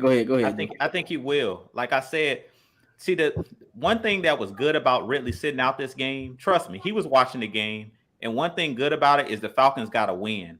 So all of that pressure that he was feeling, like, man, I got to beat Julio, I got to be that guy. He's seeing that he has help on his team. He's seeing that his other teammates can step up. So when you see you got other guys that's riding with you, because he already knew Julio was a dog, but now you see Kyle Pitts out there making one-handed spectacular catches. You see him out there balling. If you're a real dog and you see another dog out there eating, you're going to want to get out there on the yard and bite somebody. When you see another dog attacking, if you got any type of dog in you, trust me, when he was watching that game, you see your playmakers out there making plays. If really got any kind of dog in him, he want to get back fast because he want to prove like, man, Kyle Pitts about to be the man if I don't get back. You know what I'm saying? So sometimes you need to sit out of a game to see that other guys can step up. When you see that, then that takes some of that pressure off of you. So I really feel like this game, with Kyle Pitts kind of having that breakout game, it's going to take some of that pressure off of Ridley, where he doesn't feel like I got to be the man. Because Kyle Pitts showed that I can be the man. If you don't step up, I will. So sometimes when you see somebody else ball out, it's like, well, dang, okay, maybe I could just fall back into the role that I was playing when Julio was here. Because Kyle Pitts pretty much proved that he can play similar role to what Julio was doing. I can go across the middle. As Twisted said, I'm unafraid. I don't care if I got 3-4 bodies around me. I'm going to catch the ball away from my body. I'm not afraid to take that big hit. So to be honest, it's all up to Arthur Smith. And trust me, Arthur Smith is like the mad scientist. No pun intended. He's right now drawing up different plays. Let me see what I can figure out. Let me see how I can use Ridley. Let me see how I can get him involved in this offense. So I definitely think that Ridley, that's why I'm not worried about it. Like, I'm done talking about Calvin Ridley because I know Arthur Smith sees, what did our coaches say when they first came here? We're not going to make them play our system. We're going to do what they do best. So they see, trust me, when they watching tape, they see Ridley running away from contact. They watching that and they're saying, okay, we can't put him in this predicament anymore because he's afraid to get hit. So we're going to put Kyle Pitts in that position. We're not going to put you in a situation where you're afraid. They're going to do whatever he does best. If you're a good coach, if you're a great coach, you're not going to put a guy that's scared across the middle. You're just not going to draw up a play like that. So I feel like if Arthur Smith's a great coach and we're talking about these adjustments, he's going to adjust, and that's what K-Styles is talking about. I guarantee you're going to see him in the slot. I guarantee when Ridley's out there, you're going to see more bunch formations because they understand that he's afraid to go across the middle. He's afraid to do those type of routes. So what you're going to see Ridley do is those out routes and those dig routes and those deep patterns. That's what you're going to see. Back routes, yeah. You're not going to see him running across the middle. We ain't got to worry about it. But yeah, that could that's what I was thinking too. Because when y'all was talking about the formation shifts, and I don't know if y'all also paid attention to how they got a lot of these formation shifts now. Because even with Mike Davis on there, they're lined up outside and flanking next to the quarterback. I don't know if y'all noticed that as well. So you're getting the 5 wide, but like I said, it's different when you got Cordell Patterson and Mike Davis out there. But with Cordell Patterson, you got the 5 wide, and they flanking him next to Matt Ryan. Like I said, you don't know what the hell is gonna happen. A screen can happen. Then I'll tell y'all, I was a scheme guy. I don't know if you guys are paying attention, but this is the reason why the Falcons are passing the ball a lot during the second half, because he's throwing that little wrinkle in. That little wrinkle is putting Mike Davis out as a receiver, and he's attacking those corners and forcing those corners to tackle. That right there is all about physicality. Again, it's all about wearing the opponent down. So, this dude, like I said, this dude is just evil, man. He's a mastermind. It did, like you said, with Mike Davis being flanked outside. That's the perfect motion guy to see if they in a zone or not. Every time. Yeah. That's the perfect guy. And that's what you want to have, bro. When you go out there as Matt Ryan lines up, that motion tells, all right, they're in man zone. All right, well, let's see what the weakness is. And it's making it more easier for Matt Ryan to get straight to his reads and for receivers to know where the open void is. If they didn't run that play to Pitts, that deep play down the field last week, they wouldn't have known if it would have worked again. You got to take chances to see what's going to best fit versus these defensive coverages. And if you're gonna play my offense like this, where you're gonna have both your safeties that close to the line, you deserve your ass whooped. You deserve to get what you got, and that's how you got to do it. Arthur Smith, take what they give you.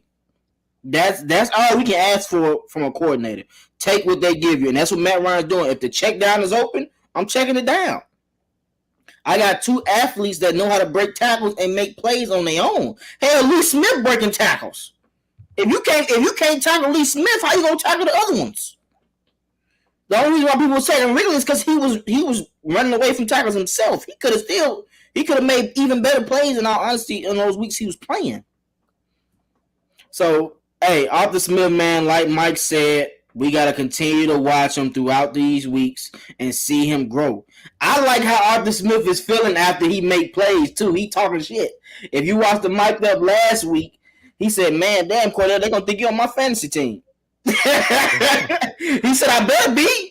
Like, he already know Cordell already know what to expect from Arthur Smith. He knew that from training camp. That's why he came there.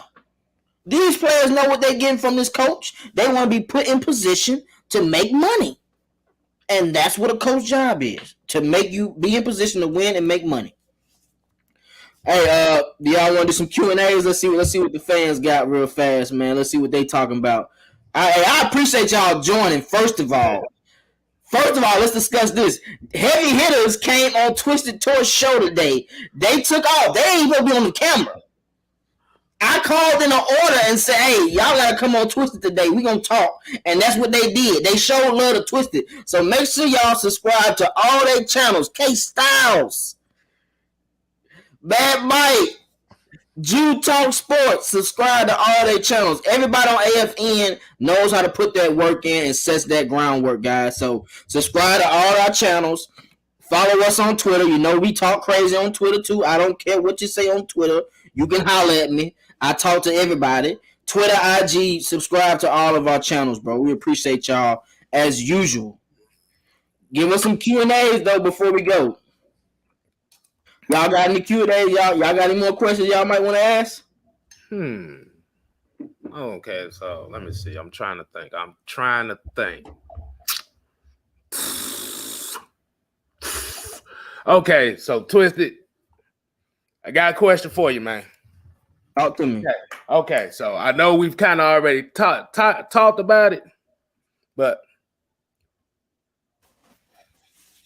I gotta put the name out here. I had to light up my. I had to light my second candle up right quick because I was about to say, but these bees wasn't gonna work enough for me. Tyler Davidson. We call him Stevie B. Stevie B. That's what we're gonna call. No. The reason why I asked about that is, did you notice? I don't know if a lot of people know. Did you notice that Tyler Davidson wasn't on the field that often in that second half? They was using Graham more. They was using Graham and Mike Pennell out there guarding screens at 330 pounds. Bro, let me see if I got that. I think I had that. Wait, yeah, he was moving. That's a big man. Right. No, it wasn't this. This was Ballard on this play. I like the effort by these defensive ends, man. Tyler Davidson, it's your time to go. That was him in that picture, Twisted, you just put up. Mike Pennell with the one arm on. Yeah, the one tripping. Yeah, that was the one on tap. That's a grown man, bro. Look at him. There. That's a grown man. Hey, Grady wearing off on these people, bro. Grady is wearing off on these people. They're actually being hungry and chasing plays down. I know, Kay, I know you know. That's what we're supposed to be doing on that D-line. I don't give a damn. You get blocked, you get up, and you keep scraping. Pursue. Keep going. You got to keep going. You got to keep going, bro. That's how you earn your money. Tyler, your ass is gone. I don't like cursing like that. Tyler, you is grass. You're going to be on the bench for a while. I'm telling you now. Tyler and Steven Means. Hey, yo, got a sack. We finally got Pennell, who looks better in this 3-4 defense anyway, because he's meant to take on blocks for the linebackers to scrape and get after the plays. Pennell is better than Tyler Davidson. I don't see nothing he does. I don't see nothing. Even Steven Means got close to the QB this week. I was surprised at that. But hey, yo, finna take your shine. I can see it now. Even Jacob, we talk about pursue, right? He fell. He missed the tackle, fell, got up, and went for the QB. Got the sack. If I see intensity and energy like that week in and week out, there's no chances for you losing games that much, bro. Because you're competing When you compete, you ain't worried about the score. You worry about getting after that thing in front of you every chance you get. And that's what they got. Dean Pease is telling them. That's why he got the eyes. Hey, I don't care. I don't know if y'all seen Varsity Blues. I'm sure all the OGs have seen Varsity Blues. Mm-hmm. Anytime that coach got bad and he'll snap on you in a heartbeat, that's how I like my coaches. Run these laps. Get it on out the way. I ain't finna play no games with you. Straight up. So, hey, they hungry, bro. I like the defense, bro. I think it's time for Tyler. He's made enough money on Atlanta over these past 3 years to do nothing. So I'm thankful we're getting depth. We're finally getting players open for Dean Pease the way he's trusting them and getting them out there. Ryan S. Gaines, how do y'all feel about our special team coverage unit? I'm gonna let y'all go. I talked about that earlier. I don't even want to talk about that right now. It needs some work, but that's what the bye week is for. Mm-hmm. Like I said, what it is that you got. And the one thing a lot of people don't understand about kick coverage is if one guy is out of his gap, that's all it. All it takes is one guy to miss a gap. That's it. That's it. And that was Tevin Coleman that ran that thing back on us this past Sunday. I'm glad he didn't score. Oh yeah. I was about to say, that's two. Like I said, that was 2 weeks in a row that they gave up. They gave up a long kick return after halftime. So it's just about it's all up here now. Well, like I said, that's really what special teams is, up here and gap discipline. Because if you missing one of those two, gone. Shout out to the king. I know Russell Wilson. I know he hurt right now, so they got to deal with Geno Smith right now. Yeah, I think that's my homie Harold. What's good, brother? I think he's a Seahawks fan. I think that's him. Yeah, it's a tough loss for them. That's 6 games. Sierra gonna make sure he get back right though. Exactly. He'll be right soon. Whoa. Geno still playing? He's still in the league? Yep. That guy was a first round draft pick, bro. What happened to him? I forgot he was in the league. I ain't gonna lie to you. I swear I didn't know he was still in the league. You got to remember, guys had knocked out by that lineman for taking his money, and that was it for him. Dang, bro, I swear to God, I did not know that dude was still in the league. Yeah, he didn't look too bad, but like I said, that's only just coming in at spot up duty. You gotta see how it looks. Hey, Geno was balling. Nobody saying that. Hey, the fake C-Red. Hey, I almost wanted to jump off the screen when they did my boy Matty Ice like that. The dude dove at his ankles. What is that? That's Bushwick League, bro. He ain't gonna slap his hand like he ain't know he did it. Come on, dog. You can't. No, we can't. I can't have that, bro. Bro. He lucky he didn't get thrown out the game. He lucky Chris Lister didn't come see about him. That's unacceptable, bro. You can't. We don't have no Bushwick players like that. You don't never see our players trying to hurt nobody, bro. He was kicking their ass that bad. They said we gotta get him out the game. Yeah, I don't know what that was. That's unacceptable. Thank God he had that brace on, because that brace. Whew. Boy, I just say that.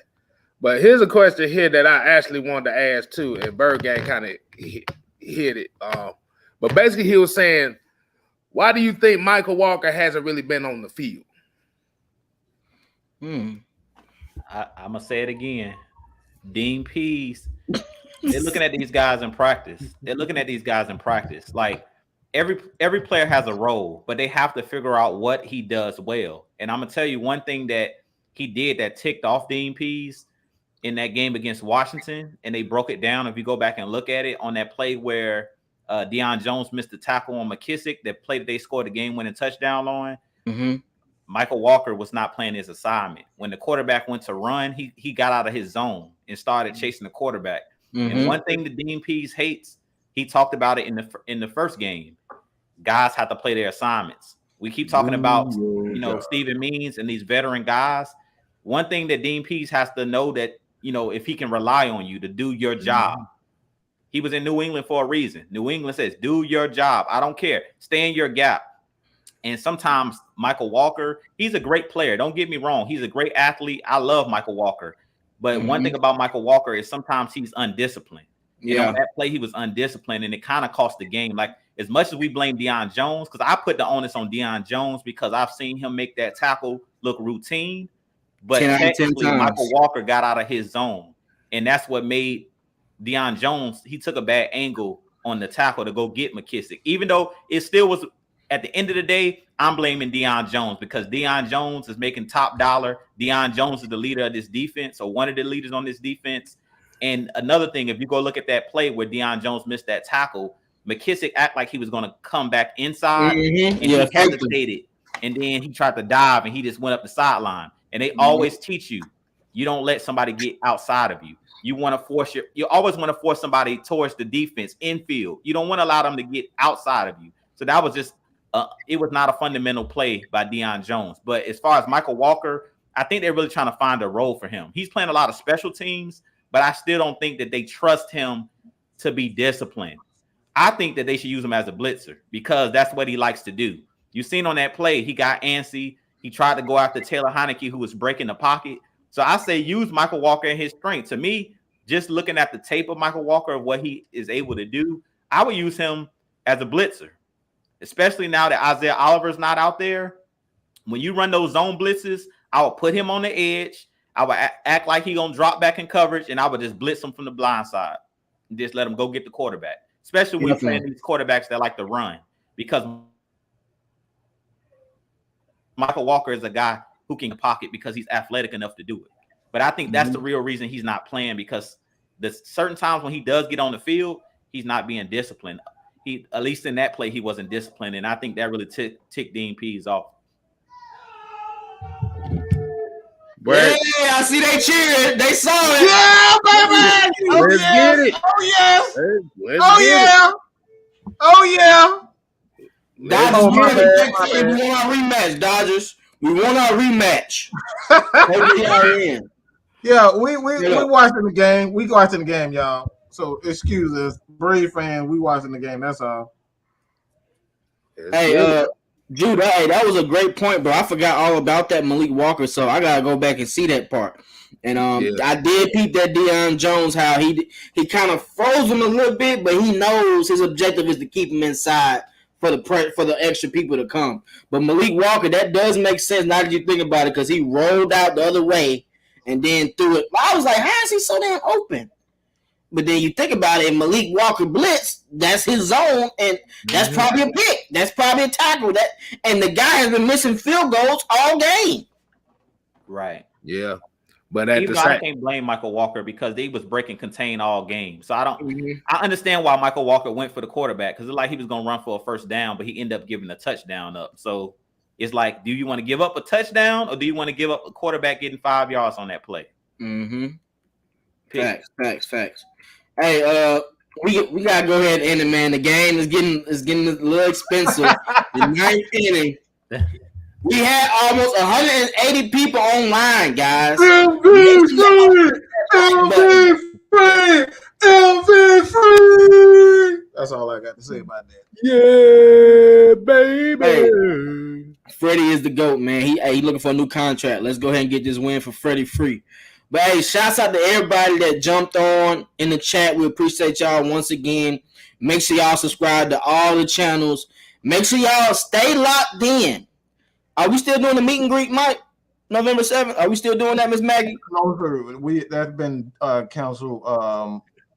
We'll get more information on that later. Yeah. Okay. All right. Well, if we can't, we can find another place to do something. I just want to meet the fans too. I know y'all want to meet the fam. I'm anxious to see that. So shouts out to y'all.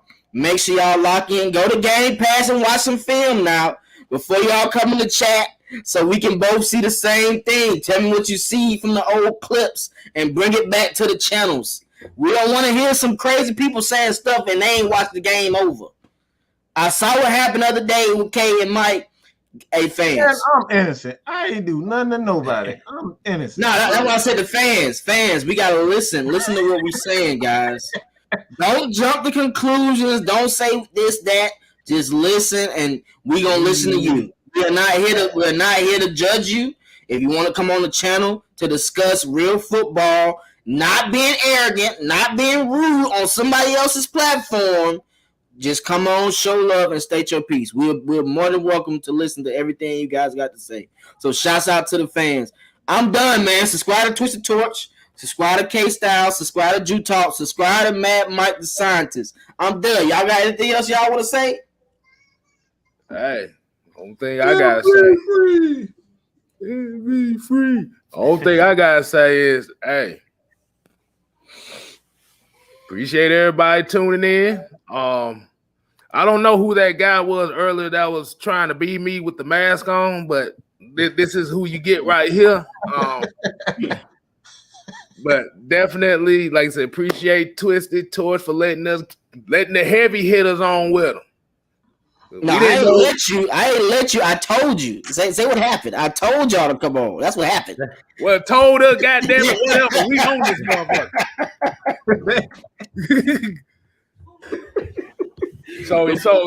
So y'all got a double treat today. You got 2 shows in one. Definitely.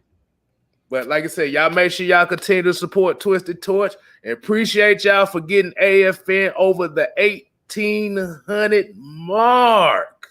Uh-oh. We got some celebrities over there. Style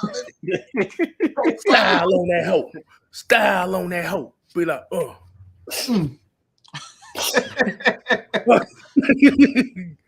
But like I said, appreciate everybody. And like I said, 6-man convo Thursday. Just be prepared for what the hell we're gonna talk about. Woo! What you gotta do? Now, I just want to thank everybody for tuning in as always. Shout out to Twisted Torch for, like you said, calling us and allowing us to come on. Hey, y'all go hit that subscribe button for my man Twisted Torch. He put out excellent content. And like I said, man, it's a bye week, so I ain't got nothing to worry about this Sunday. I can just kick back, relax. I don't have to be nervous about nothing. We can get ready for this game against Miami next week, but we can just chill from now on. So I hope these guys are getting ready for Miami. Look, we got 2 weeks to get ready for Miami, so there's no excuse. 2 weeks, we should get some guys back healthy. And they look, I expect a W. Hey, look, we need to get on a little bit of a winning streak. It's time for us to see some more consistency. As Mike always talk about, you have to be a great player. To be great, you have to be consistent. And this team, if they want to be great or they want to be good, you have to be consistent. So we need to start seeing us put some wins together. It's not about 1 week we up, 1 week we down, 1 week we up. And the word of this season, and we kept putting it in the chat, is finish. Finish, finish, finish. This new regime is about finishing. That's what our Falcons have struggled with since Dan Quinn, since the Super Bowl. We're not going to go there, but finish. If we just learn how to finish games, we'll be successful. And I'll leave it at that. What you got, Mike? Just leave me alone. Leave me alone. Leave me alone. Leave me alone. Don't stop bugging me around. That's it. I'm not here to fight with you guys. I'm here to inform you, to educate. I'm not here to cause trouble. That's it. Just leave me alone. Why everybody bullying me all of a sudden? I'm just here to try to educate you guys. That's it. That's it. I just got attacked 2 times for no reason. I'm just sitting there quiet. So just leave me alone. Okay, that's it. Hey, I got a shout out first and Frame Rates for subscribing, and then Pretty Slim for subscribing. Shouts out to y'all for subscribing to Twisted Torch. Hey, I ain't give the trophy out yet. Kyle Pitts, Jayden Hawkins, y'all have won the Leo Trophy, the Lion Trophy for this week. That's my 2 winners. Of course, Matt Ryan wins every week. He's the QB. We already know he won last week, so I can't give it to him multiple weeks. But Kyle Pitts, your opening party, coming out party. Appreciate you, man. Jayden Hawkins, appreciate y'all. Shouts out to everybody in chat. Have a good night. Twisted will be tuned in to K Styles Thursday. Drew, you doing a show tomorrow? Or you good? Nah, I'm chilling. You chilling like a villain? All right, good. Yeah, I'm chilling. But I always be in the chat. As I always put the eyes in there. I'm always watching.